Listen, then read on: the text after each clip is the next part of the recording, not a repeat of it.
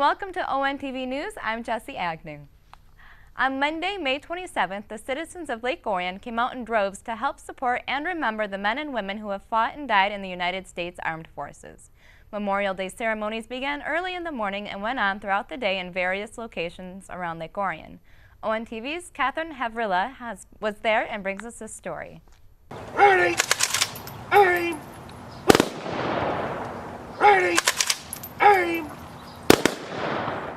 Lake Orion's Memorial Day festivities began at Children's Park last Monday morning. The American Legion met and performed a wreath ceremony.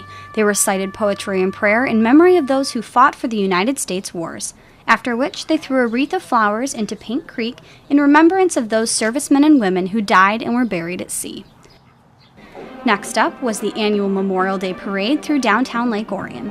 This year, Corporal Ernie Newman was honored in the parade for his service with the United States Marines during the Vietnam War.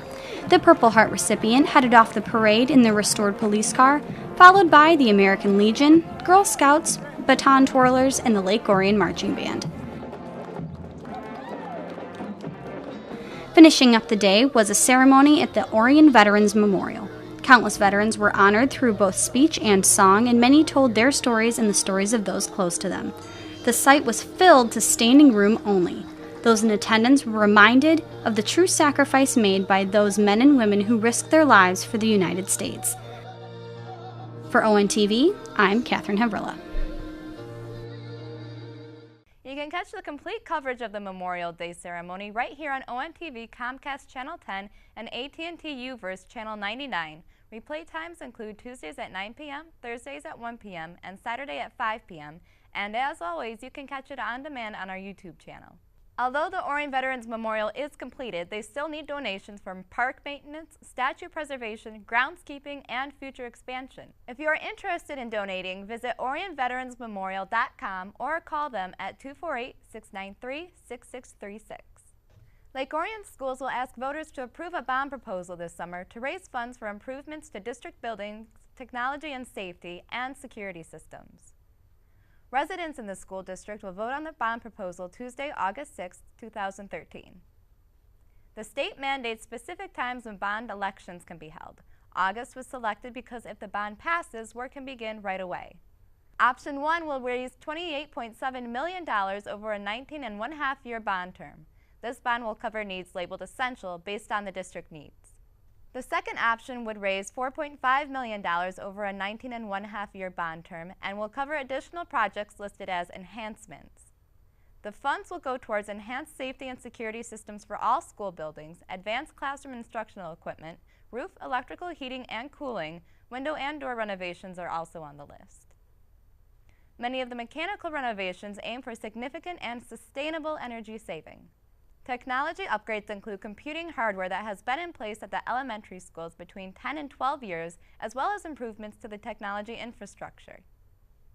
Bond funds cannot be used for day-to-day operational expenditures like salaries.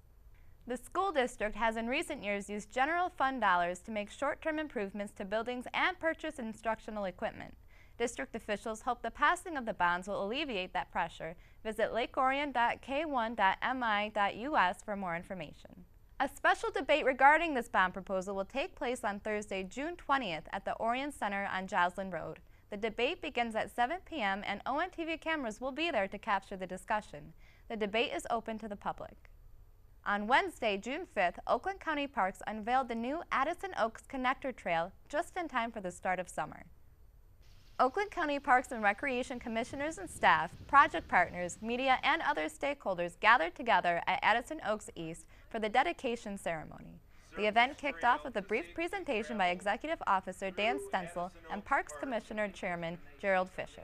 Following the presentation was a ceremonial ribbon cutting and trail tour. The 2.4-mile gravel trail includes 10-foot wide boardwalks through wetlands areas and an 8-foot wide aggregate trail with grass shoulders. Most of the funding for the project came from a Michigan Natural Resources Trust Fund Development grant. The funding came partially from a Michigan Natural Resources Trust Fund grant. We received the grant in 2010 officially, or I'm sorry, 2011, and have been working over about a year in the past year, 2012, to get the trail constructed. It was finally finished in November 2012, and now that we have signage and everything in, we're having a grand opening celebration. It connects two parcels of county parkland. So it connects Addison Oaks Main, which is where the campgrounds are and most of our trails, to Addison Oaks East, where we're standing right now, which is just pretty much open trails.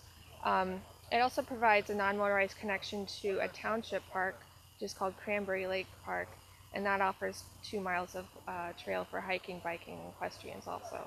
So it provides that non-motorized access between county parkland and also township parkland. Addison Oaks is located in northeast Oakland County on 1480 West Romeo Road in Leonard. The park sits on 1,140 acres and includes 2 lakes, spring-fed ponds, extensive trail systems, a campground, and the Buell Estate Conference Center. For more information on Addison Oaks or any other Oakland County park, visit destinationoakland.com. We're going to take a quick break, but when we return, we will take a look at the annual Oxford Orion Relay for Life. You are watching ONTV News. Stay tuned.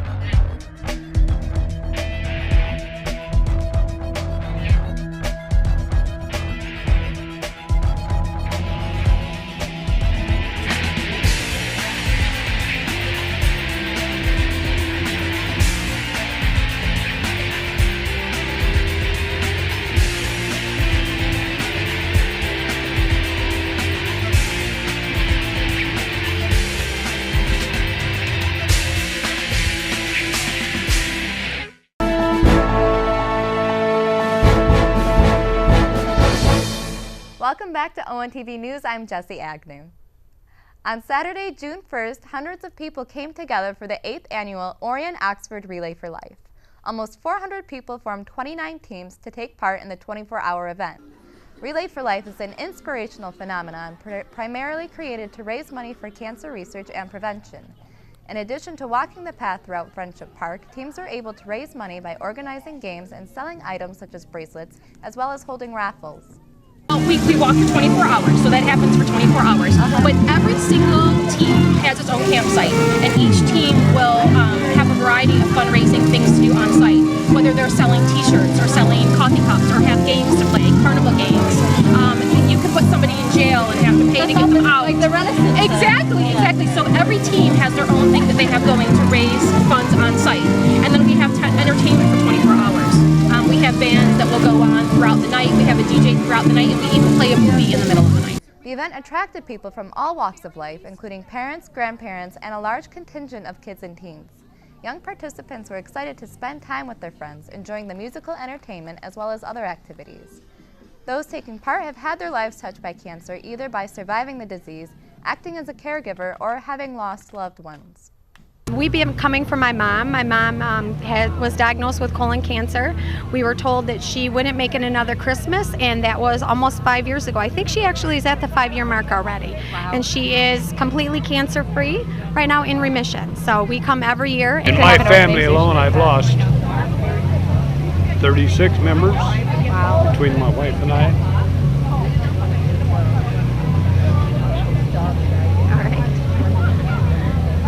So it's kind of a personal thing with me. I'm a relayer for many reasons. The first reason I relay is that I watched my friend battle cancer like an absolute warrior, and she's here today. And I'm so thankful for her every day. I lost my grandma when I was only a preschooler. I was told she was amazing, and I wish I had the opportunity to know her myself and know how amazing she was. She died of colon cancer. And you know what? Beyond my friend, beyond my grandmother, and beyond all of our friends and family and loved ones, I relay for my children because I don't want them to have to relay. Once night fell, participants held a candlelight vigil with luminaries honoring loved ones lost to cancer. For many, this was the most beautiful and emotional moment of the event. Even though the event has come and gone, donations are accepted year-round. Visit relayforlife.org for more information. You can think about those Members of the Orion Area Chamber of Commerce enjoy many perks throughout the year, including numerous events and networking opportunities. Recently, the Chamber hoped to help members kick off summer with its annual picnic, although the weather wasn't too cooperative.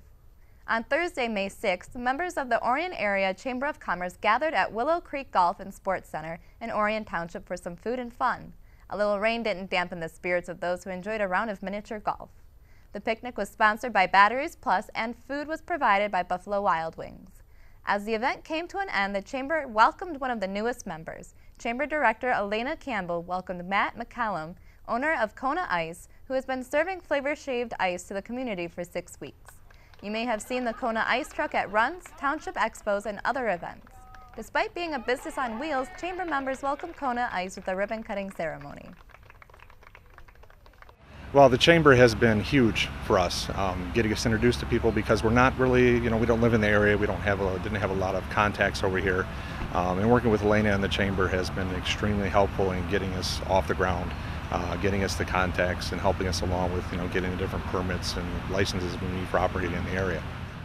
If you'd like to book the Kona Ice Truck for your school or youth sports fundraiser, give them a call at 313-757-KONA. The Orion Area Chamber has many events scheduled to take place throughout the rest of the year. If you'd like to get involved, give them a call at 248-693-6300 or visit their website at orionareachamber.com. We are going to take another quick break, but when we return, we'll take a look at local sports. You are watching ONTV News. Stay tuned.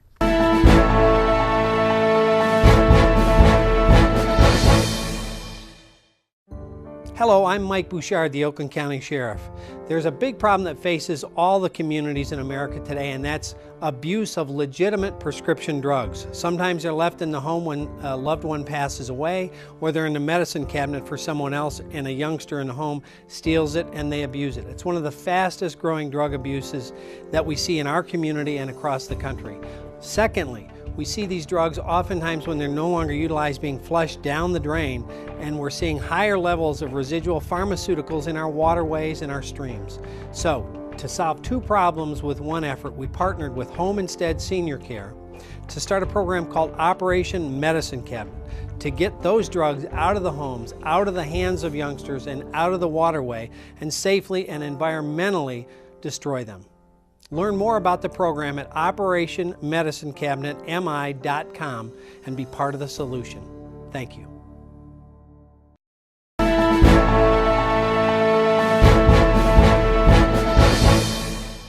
Welcome back to ONTV News. Now on to our weekly sports roundup.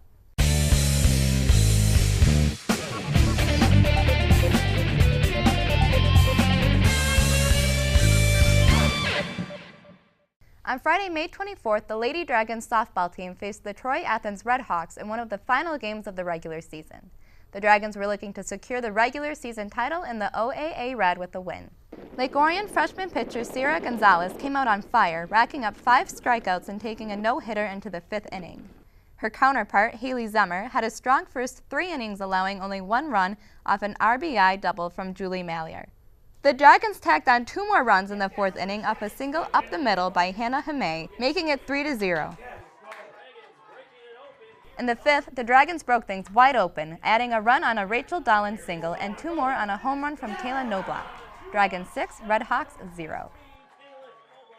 Athens' Madeline Rizzo would put an end to Gonzalez's no-hit bid with an infield single in the 6th inning. Julian Douglas would come in to pinch run for Rizzo and would later come around to score on a Sarah Watson single. Later in the inning, Haley Zemmer would help her own cause, scoring 2 runs with a double off the center field wall. Athens closed the gap a bit, 6-3 after 5.5 innings of play. In the bottom of the 6th, Zemmer would shut down the Dragons, allowing 1 base runner and giving up no runs. However, Gonzalez would bounce back in the top of the 7th, striking out the side and leading her team to a 6-3 victory. Gonzalez would finish the game with 8 strikeouts. Hannah Hime and Kayla Noblock both finished with 2 RBIs. Rachel Dolan and Julie Mallier each had 1. With the win, the Dragons clinched the OAA Red regular season title. You can watch replays of this game right here on ONTV, Comcast Channel 10, or AT&T U-verse Channel 99. You can also watch it on demand by visiting our YouTube channel. Surf on over to OrionONTV.org and click on the YouTube link. The Lady Lobos U10 Red team took part in the Canton Cup soccer tournament over the Memorial Day weekend. With over 3,000 players and teams from as far away as Pennsylvania, the tournament dwarfs all others in the state. The Lobos had 3 games and finished with 2 wins and 1 loss. Saturday, May 25th, the Lobos fell in Game 1 to the Arrows 3-1, but took the nightcap 5-3 in a big win against Goodrich. The Lobos were back at it early on Sunday, May 26th against the bracket leader BASA Spirit. The Lobos came out and won 2-1 in a very close game. The Arrows would go on to the finals due to their tiebreaker. Congratulations to the Lobos U10 Red on a solid showing. Other Lobos teams are also in action at the Canton Cup. The Lady Lobos U9 squad also fared well, winning their first match 2-0 against the Michigan Tigers. They would fall 7-0 to a strong Alliance team from Brighton, but would bounce back on the final day to win 4-2 against Plymouth United. The Lobos U13 boys had a tough tournament, dropping their first match against Powers Football Club 6-0. In the nightcap, they lost 3-0 to Michigan Tigers. And to close out the tournament, they played their most competitive match, losing 4-2 against the Michigan Wolves. That's it for this edition of ONTV News. On behalf of the entire crew, I'm Jessi Agnew, and thanks for watching.